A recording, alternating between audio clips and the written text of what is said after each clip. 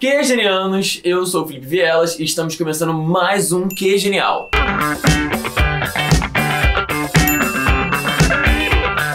No assunto de hoje, eu trouxe o professor Márcio Branco para conversar comigo. Tudo bem, Márcio? Tudo bom? Nós vamos falar sobre um assunto um pouco polêmico, um pouco chato. Chato, polêmico e necessário. É necessário, né? A gente vai falar sobre a taxa de desemprego no Brasil, comparar um pouco 2019 com 2018, mas antes da gente começar, eu quero deixar claro aqui pra vocês que todos os dados que a gente pegou e vai usar durante o vídeo, eles foram retirados do IBGE ou do Ministério da Economia e você pode ir lá verificar esses dados, dados estão públicos, estão aí a serviço do povo. Exatamente. Inclusive eu trouxe uma cola aqui para não errar os números percentuais. Bora começar? Vamos lá.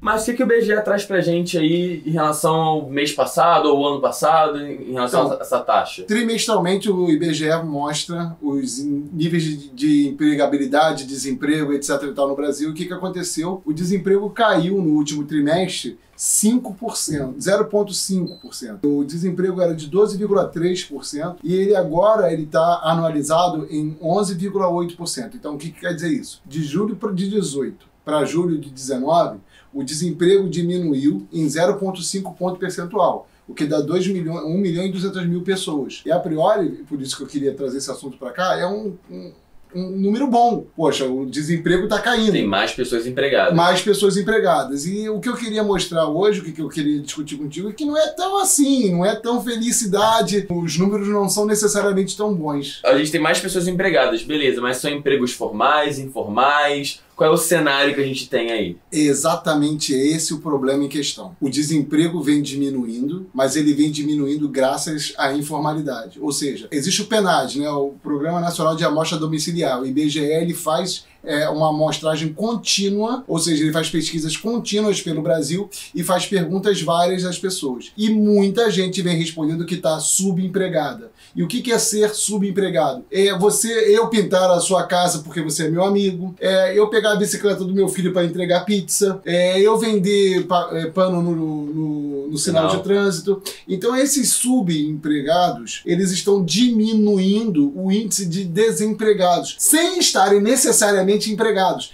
As pessoas hoje têm trabalho, mas não têm emprego. Isso aí tem uma qualificação muito importante, porque quando eu tenho um emprego, eu tenho uma CTPS, uma carteira profissional. Eu tenho uma carteira de trabalho e previdência social. A minha carteira me dá 13º, me dá direito de férias, me dá algumas proteções sociais fundamentais para me segurar na dignidade humana. Além do dever como contribuinte, né? Além de ter recolhimento de imposto. Quando eu vou para a informalidade, eu vou para um subtrabalho, um subemprego e uma subremuneração. E tem gente vendendo a ideia de que o empreendedorismo no Brasil está crescendo. Não é bem assim. Não é bem. Um empreendedor, ele tem um projeto econômico, ele tem um projeto administrativo, ele tem um capital inicial. O que as pessoas estão fazendo hoje é fugindo do desalento. O que é o desalento aí? Porque essa palavra, para quem conhece a língua portuguesa, falar desalentado é muito triste. Porque desalento é aquele que não tem alento, é aquele que não tem perspectiva, é aquele que não vê luz, não tem esperança. Então eles param de procurar emprego pela própria incapacidade ou por crerem na incapacidade de achar emprego. Eu não tenho dinheiro para andar de ônibus, eu não tenho dinheiro para comer na rua, então eu deixo de procurar. E aí o que acontece? Como eu não procuro emprego, eu deixo de ser considerado desempregado. Mas é porque eu sou um desalentado. E muita gente vem fazendo o quê? Indo para os sinais, indo para os trabalhos de subterfúgio. Isso gera uma precarização muito grande. E eu estou no Brasil. Falar em precarização no primeiro mundo, falar em precarização onde existe uma cadeia social que diminuiu a miséria ao longo do tempo é uma coisa. Falar em precarização no Brasil, que já é extremamente precário, é outra coisa. A gente voltou para o mapa da fome, por exemplo, da ONU. Sim. E assim, a gente fala aqui do Rio de Janeiro, que é uma cidade grande, a quantidade de pessoas de emprego informal vendendo coisa no sinal, coisa em bares, aqui na Lapa, que é uma região muito boêmia do Rio, tá enorme. Você anda na rua e a gente o tempo todo vendendo coisa, tá muito sensível. 11,7 milhões de trabalhadores hoje não têm carteira de trabalho e previdência social. Ou seja, eles não têm qualquer garantia de uma renda ou de uma assistência. 24 milhões e 200 mil pessoas trabalham por conta própria. E aí é muito legal você pensar o seguinte: trabalhar por conta própria não significa ser empreendedor. As pessoas estão, não sei se por ignorância ou maldade, transformando precarizados em empreendedores. 24 milhões de pessoas estão à margem de uma proteção social que no Brasil já não é tão profícua assim. Então o que você está vendo nas grandes cidades do Brasil, em Recife, etc e tal, é a população de rua crescendo. É um problema de marginalização dentro da ordem. Em que sentido? Quando eu era pequeno, eu ouvia marginal e pensava naquela pessoa que atacava a lei, aquela pessoa que descumpria a lei. Não! Hoje eu estou tentando trabalhar, hoje eu estou tentando viver, às vezes eu tenho até uma carteira de trabalho, mas as minhas condições são tão precárias que eu vivo à margem de uma sociedade digna. Então eu vivo à margem da cidadania. Então ao mesmo tempo eu estou dentro da ordem e eu não consigo exercer a ordem, posto que eu não tenho os direitos básicos de cidadão. Isso é muito grave. É o que está acontecendo hoje. Mas assim,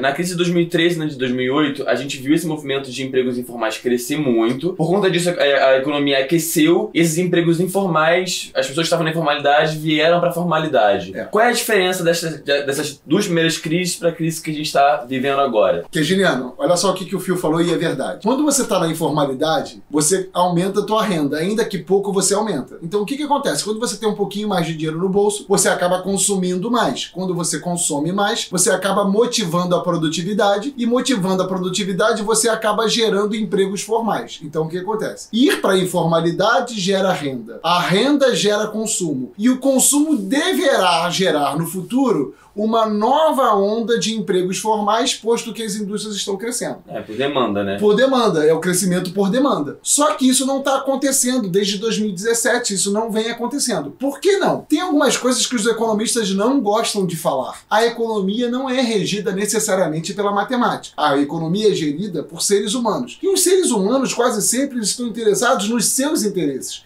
Então eles usam a matemática ou não usam a matemática conforme o interesse. O que está havendo? Hoje, o nível de desemprego é muito alto. O Brasil, somando desempregados e desalentados, beira 16,5 milhão de pessoas. Isso é mais ou menos quantos por cento da população? Dá de 7,2%. Então é muita gente. Então, muita gente. Para que eu vou... A burguesia, o empresariado pensando, por que eu vou gerar emprego formal, posto que há desesperados querendo trabalhar para mim sem os direitos. Topando qualquer coisa, né? Então o que está acontecendo é o seguinte: desde 2017, o Brasil vem criando muito mais empregos informais do que formais. 57% dos empregos que o Brasil criou de 17 até 19 são informais. Ou seja, o que você falou de o emprego informal ele pode gerar uma onda de crescimento por demanda e gerar formalização, isso seria verdade se a matemática estivesse sendo cumprida, ou seja, se 2 mais 2 desse sempre 4. O que está acontecendo é o seguinte: o empresariado brasileiro, tanto por medo da crise quanto por conveniência, ele está resistindo a criar postos de trabalho. E o que está havendo? Reforma após reforma trabalhista, com o discurso de que se criará emprego, está havendo uma precarização contínua do trabalho no Brasil. Sim. Né? Então, os dados não são os dados para a gente comemorar. O desemprego está diminuindo porque o número de entregadores de pizza com bicicleta própria está crescendo. Porque o número de pessoas no sinal de trânsito está crescendo. Ou com bicicleta de alugada, né? Alugada. Sem direito nenhum. O cara vai se expõe, corre risco, e se acontecer alguma coisa com ele, não tem qualquer direito trabalhista que o proteja. Não tem. Vamos mostrar um gráfico para eles, para a gente ver isso? Olha só, gente. Tem um gráfico aqui que é a ocupação para o Brasil por posição. Reparem bem, por favor, o gráfico. Esse gráfico é do IBGE, tá? Ele é oficial, ele foi publicado no dia 30 de julho, agora, de 2019. Repara que ele diz o seguinte: ocupação no Brasil em milhões de pessoas. Repara, olha só, empregados com carteira no setor privado, 33 milhões. Empregados sem carteira, 11 milhões e 600 mil. Empregados do setor público, 11 milhões. Trabalhadores domésticos, 6 milhões 280 mil. E aí tem um ponto fundamental. Desses trabalhadores domésticos, 5 milhões e 300 mil não têm registro na carteira de trabalho. E isso não é só uma questão cultural. E o direito conquistado tão recentemente, né? Exato, mas isso não é uma questão só econômica, é cultural. É cultural porque o Brasil vende a ideia para o Brasil de que nós somos um país harmônico, que é um país sem racismo, sem preconceitos. Mas a classe média, ela não quer ter o custo social de manter o empregado doméstico. Sim. E isso gera uma precarização absurda. E é uma questão cultural pelo seguinte: não incomoda o brasileiro a convivência tão próxima fisicamente e tão distante socioeconomicamente. A gente cria discursos para amenizar. Não, mas eu dou roupa para ela. Não, mas ela tem direito a isso. Pode comer na minha casa à vontade. Pode comer na minha casa. Já escutei. Então, e essas tangências que a classe média e as elites brasileiras fazem geram essa tamanha informalidade. E pensa o seguinte, Fio, essa empregada doméstica às vezes fica na mesma casa há 20 anos. Ela ajuda a criação das crianças de mês até a adultez. E gera-se uma relação de proximidade. Mas essa relação de proximidade não passa necessariamente pela legalização. E o discurso é um discurso fácil do eu queria muito fazer, mas eu não posso. Ao mesmo tempo que o empregador do empregado doméstico não quer legalizar seu empregado doméstico, ele sonha com o quê? Com os direitos trabalhistas para si. E salários cada vez melhores. E salários cada vez melhores. E é uma coisa que eu falo para os meus alunos, tanto do presenciais quanto aqui da internet, que eu converso com eles por Instagram, Facebook e tal, é o seguinte: a nossa disparidade social é culpa nossa, porque a gente trata com normalidade situações que não são normais ao capitalismo. É que o nosso capitalismo é, de fato, um capitalismo muito selvagem. Há pouco tempo atrás, exatamente em setembro passado, eu estava conversando com o reitor de uma universidade alemã e ele ganha só 7 salários mínimos e meio. E aí, para um brasileiro, o salário mínimo no Brasil hoje é R$ 998 reais. Isso quer dizer que se a classe média brasileira ela sonha em ganhar 10 salários mínimos, 12 salários mínimos, né?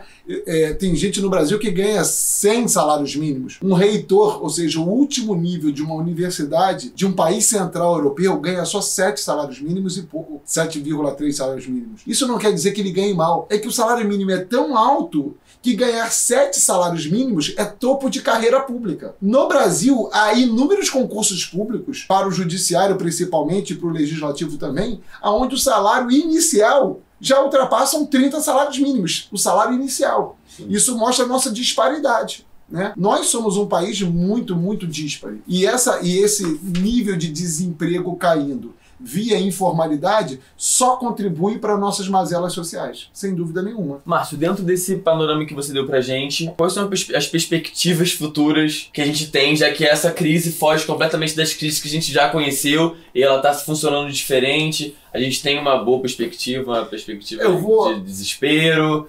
Não, desespero nunca. O Brasil é um país grande que tem muita coisa para crescer ainda.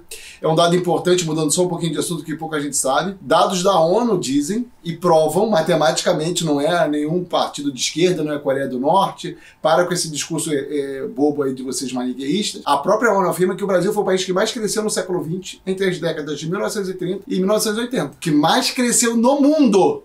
Então o Brasil crescer sabe. O que o Brasil não sabe é distribuir, tá? Mas eu vou te responder, Fio, usando o próprio IBGE. Por quê? Outro gráfico? O outro gráfico. Gráfico na tela aí, galera. Gráfico na tela para vocês. Repara bem, isso aqui são os últimos 1 ano de geração de emprego. 2.200.000 empregos surgiram nesse último 1 ano. A priori, você pensaria comemorando, mas olha só, repara, desses 2.200.000, 233 mil tem carteira assinada. 103 mil estão no setor público. 107 mil, em azulzinho claro aí, ó, são familiar auxiliar, ou seja, são informais que trabalham ajudando a pintar casa, a construir muro, etc e tal. Sem carteira assinada, olha que susto, 619 mil. É uma diferença, né? Um salto. É um salto. Agora, olha o trabalho por conta própria. 1.192.000.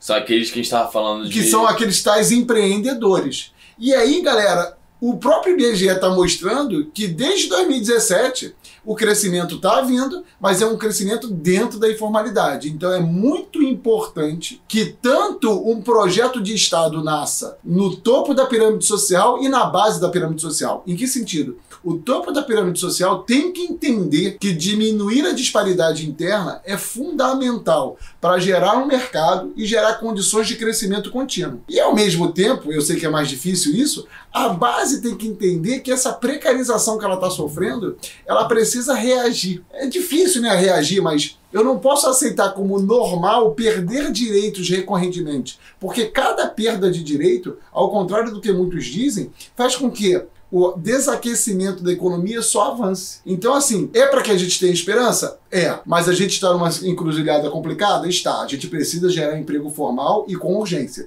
E para isso, historicamente, ao longo de todo o século XX, o Ocidente sempre usou o Estado, ou seja, os poderes executivo, legislativo e judiciário, como um veículo de prosperidade. Não há país que tenha crescido no século XX atacando a pobreza e a miséria dentro de um liberalismo muito forte. Não há. As pessoas ficam falando de Estado liberal, mas o Estado liberal adveio nos países centrais depois do crescimento proporcionado por um Estado trabalhando, fomentando a economia. Então o Brasil precisa desse Estado fomentador da economia, sem dúvida nenhuma. Márcio, dentro desse panorama que você passou pra gente, o que o Estado brasileiro poderia fazer pra gente melhorar essa situação? O que outros países fizeram? Exato. Inglaterra, Alemanha, que na época era Alemanha Ocidental, França, Estados Unidos, Japão, o que esses países tiveram? Tiveram estados que investiram fortemente em alguns pontos. Infraestrutura, indústria de base e alta tecnologia. Porque o investimento em alta tecnologia, uma USP, uma UFRJ, uma Federal do Paraná, elas são fundamentais para gerar tecnologia de ponta que vai fazer a economia crescer. Então um Estado hoje, no século XXI, ele não pode abrir mão de investir em infraestrutura. Ele não pode abrir mão e investir em alta tecnologia. Então o Estado brasileiro, com esse discurso liberal importado, ele está colocando o Brasil num patamar que o Brasil não está. Por quê? Sendo explícito e repetitivo. Os países que hoje pregam um projeto econômico liberal, eles só cresceram nos setores fundamentais da economia com a atuação do Estado. E o Estado deles fizeram investimento em infraestrutura, investimento em tecnologia de ponta, investimento em indústria de base. Se o Brasil não tiver um Estado fomentador desses setores, fica muito difícil a nossa economia competir com os países que já estão na nossa frente. Para isso a gente tem que entender que esses investimentos são importantes, porque está tendo vários cortes aí, como se a gente já tivesse... fosse gasto. Como se fosse gasto. Gastar em universidades de ponta é investimento em tecnologia. E não tenha uma visão maniqueísta do mundo, não é só em engenharia, porque o mundo avança de forma holística. O que é holístico? É global. Então eu preciso ter cabeças pensantes em diferentes áreas. E eu preciso também investir com tecnologia de ponta. Então o Estado brasileiro, ele está com um discurso de diminuir investimentos e ele muda a palavra investimento por gastos. E as pessoas estão achando que investimento e gastos são sinônimos. Não são. Para te dar um exemplo atual, ao mesmo tempo que nós estamos cortando gastos em infraestrutura, cortando gastos em educação, a gente está com um projeto agora, em setembro de 2019, de ampliar o custo das eleições municipais de 2020. Eu vi isso. Então esse discurso é fundamental para a gente pensar assim, quais são as prioridades do Brasil. Então fica essa reflexão. É isso. Não é isso? Márcio, obrigado pelo papo. Valeu, galera. Até o próximo. Galera, se vocês curtiram o vídeo, curte a gente no canal. Aliás, se inscreve no canal, curte o vídeo. Escuta o nosso podcast, o Nerd do QG, está disponível em diversas plataformas digitais e agregadores de podcast. Fica de olho na gente, que a gente está vindo com muita novidade boa para vocês aí, até o Enem e depois deles. Eu queria convidá-los para o podcast, tem alguns lá, História da Cidadania na República, Industrialização no Brasil. A gente está produzindo muita coisa para vocês, tá? Um beijo e até a próxima. Tchau, galera.